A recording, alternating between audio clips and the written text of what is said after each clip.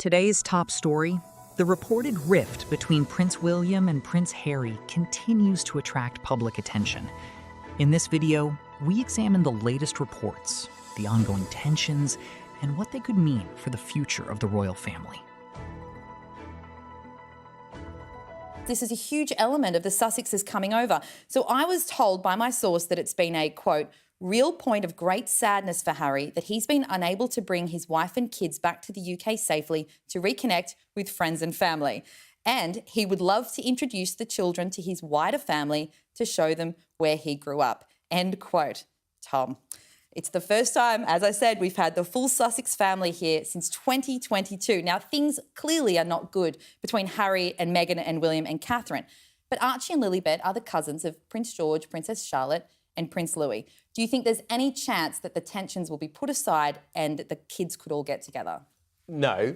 I think will be seen. I think that comment will be seen for what it is, which is an unbelievably self-serving remark to say that, to imply that, there's a tremendous sadness that's just been visited on them, as if they didn't completely cause it themselves by giving interviews to Oprah Winfrey saying that their family was racist, that they were cold, that they were heartless, that they wouldn't, in his book, that they wouldn't even lend you a dab of lip gloss, that they made you cry, they lied about it, they sold you out to the newspapers, that they sacrificed you on your PR altar, that your father was a sort of pathetic, weak figure who walked around dragging his teddy bear with him. I mean, the idea that this is some random cause of sadness to them is such a manipulation of what the sequence of what actually happened. And I mean, I've been told very frankly by friends of William and Catherine that they absolutely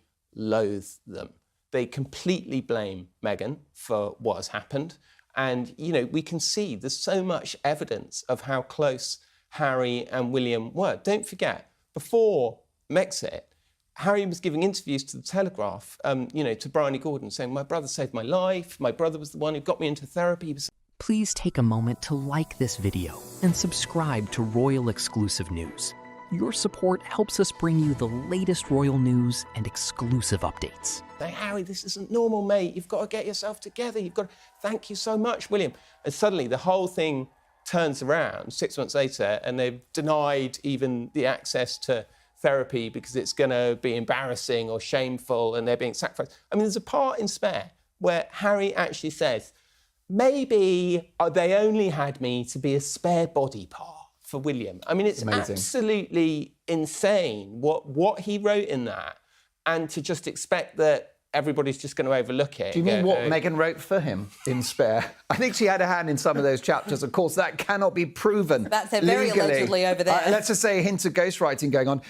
If Harry did write the book Spare, then clearly a lot of the thought process was guided by Meghan, because I think what she's done is that she's inculcated in him a victim mentality. I think that's how she got him out of the UK and out of the royal fold, is to tell him, to get in his head, these are terrible people and you're better than this.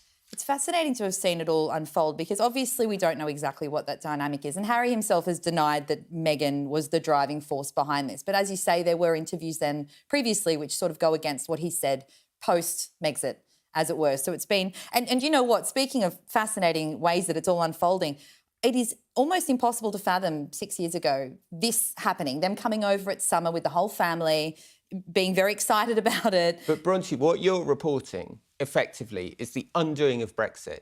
You are basically... Megxit, sorry. You're reporting the undoing of Megxit, the undoing of the Sandringham Summit, right? The undoing of the agreement that followed that in 2021, where they had to agree to be half in and half out.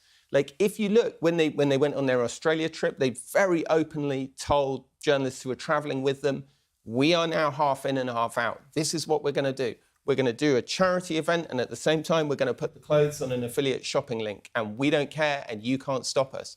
And then, within days after that, Harry's popping up in Ukraine, saying comments that are absolutely a replica of what Charles is saying 5 days later in the joint session of the House of Congress. Charles put it in a much more diplomatic and I think really wonderful kind of way. Charles wants him back in the institution. Charles wants, Charles What are your thoughts on the reported tensions between Prince William and Prince Harry? Let us know in the comments below. If you enjoyed this update, please like, subscribe, and turn on notifications.